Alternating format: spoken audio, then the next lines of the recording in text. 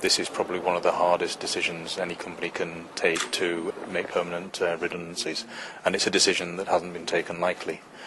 We've exhausted all of our normal and abnormal practices through the last quarter of 2008 calendar year, in terms of our down days, our flexibility days, etc.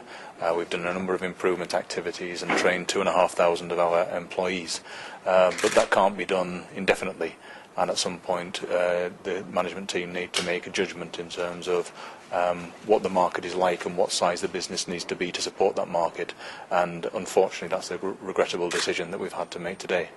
As you can imagine, we've briefed our employees during production today, and with any decision like that, clearly it can't be taken well. There's been some shock and surprise about the scale of the redundancies, all voluntary redundancies at the moment that you say you're looking for. Yeah, overall reduction is 1,200 people. We have 400 temporary staff on site at the moment, and so we'll be looking for 800 volunteers within the permanent staff.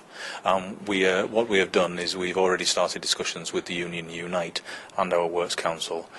We've set up a special consultation committee to manage that process, and we'll make sure that we, throughout that consultation committee, we keep two things in mind.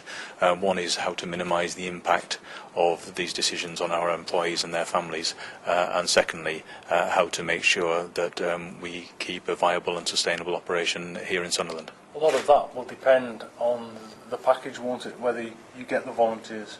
Exactly, yes, and it's that committee that we will consult and try and get the most appropriate package for our employees. If they weren't forthcoming, though, there would be compulsory redundancies, is that right?